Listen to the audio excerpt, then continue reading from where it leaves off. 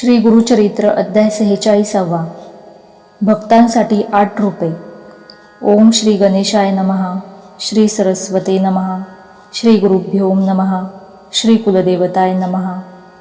नामधारक सिद्धमुनींना म्हणाला, पुढे काय झाले ती कथा मला सविस्तर सांगा। सिद्धमुनी म्हणाले, नामधारका, तू खरोखर मोठा भाग्यवान आहेस। तुझी ही श्री गुरुचरित्र ऐकण्याची तीव्र इच्छा पाहून मला संतोष आहे। या श्री गुरुचरित्र श्रवणाने तुला पुत्र पौत्र होतील, तुला सर्व प्रकारचे ऐश्वर्य लाभेल। आता तुला पुढची कथा सांगतो, ती श्रवण केली असता महापापी सुद्धा पावन होईल। श्री गुरु गाणगापुरात असताना एक गमतीदार गोष्ट झाली। एकदा दिवाळीचा सण आला। श्री गुरूंचे 7 शिष्य श्री गुरूंच्याकडे आले। या मंगलदिनी श्री गुरूंचे चरण आपल्या घराला लागावेत असे प्रत्येकाला वाटत होते। या दिवाळीच्या दिवशी श्री गुरूंनी आपल्या घरी यावे असे प्रत्येकाला वाटत होते। तशी त्यांनी श्री गुरूंना विनंती केली। श्री गुरूंना त्यांचे मन मोडवेना। तेव्हा ते शिष्यांना म्हणाले, तुम्ही सगळेच माझे प्रिय शिष्य आहात, तेव्हा मी एकाच दिवशी तुमच्या सर्वांच्या घरी कसा येणार? तेव्हा मी कुणाच्या घरी येऊ ते आपापसात ठरवा व मला सांगा। श्री गुरूंनी आपल्याच घरी यावे असे त्या 7ही शिष्यांना वाटत होते। त्यावरून त्यांचे भांडण सुरू झाले। त्यांचे काही केल्या एकमत होईना। मग श्री गुरूंनी युक्ती केली। त्यांनी एकेका शिष्याला बाजूला बोलावले व त्याला सांगितले, मी तुझ्याकडेच येईन, पण हे कोणाला सांगू नकोस। आता तू शांतपणे आपल्या घरी जा। अशा रीतीने प्रत्येकाची समजूत काढून सर्वांना वाटेला लावले। त्यामुळे श्री गुरु फक्त आपल्याच घरी येणार म्हणून सर्वांना आनंद झाला। ते सर्वजण आपापल्या गावी गेले।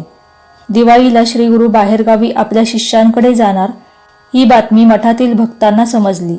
तेव्हा ते श्री गुरूंना म्हणाले, स्वामी, दिवाळीसारख्या पवित्र दिवशी तुम्ही बाहेरगावी शिष्यांकडे जाणार, मग आम्ही कोणाचे दर्शन घ्यायचे? तुम्ही दिवाळीत आम्हाला सोडून कोठेही जाऊ नये। त्यांचे मनोगत लक्षात घेऊन श्री गुरु त्यांना म्हणाले, तुम्ही चिंता करू नका, आम्ही येथेच राहू। ते ऐकून सर्वांना समाधान वाटले। दिवाळीच्या दिवशी श्री गुरूंनी मंगल स्नान केले। आपल्या योग सामर्थ्याने 7 रुपये घेतली व एकेका रूपाने ते विविध गावांत राहणाऱ्या आपल्या 7ही शिष्यांच्या घरी गेले। त्या सर्वांकडून त्यांनी पूजा सेवा घेतली व मठातही राहिले। कार्तिकी पौर्णिमेला दीपाराधना करण्यासाठी श्री गुरूंचे ते 7ही शिष्य गाणगापूरला मठात आले। त्यावेळी प्रत्येकजण सांगू लागला, दिवाळीला श्री गुरु फक्त आपल्याच घरी आले होते आणि आपण दिलेली वस्त्रे श्री गुरूंच्याकडे असल्याचे दाखवू लागला।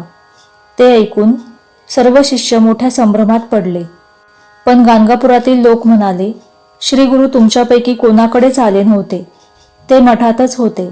त्यांनी आमच्याबरोबर दिवाळी साजरी केली। हे सगळे ऐकून सर्वांनाच आश्चर्य वाटले। श्री गुरु साक्षात परमेश्वर आहेत, त्रैमूर्तीचा अवतार आहेत। भक्तांसाठी त्यांनी 8 रुपये घेतली। हे रहस्य उघड होताच सर्वांनी श्री गुरूंचा जय जयकार केला। ते म्हणाले, परमेश्वर, अनंत रूपे धारण करणारा तू त्रैमूर्ती भगवान आहेस। तुझे सामर्थ्य आम्हाला कसे बरे कळणार? त्यावेळी सर्वांनी श्री गुरूंची स्तुती केली, दीपाराधना करून समाराधना केली।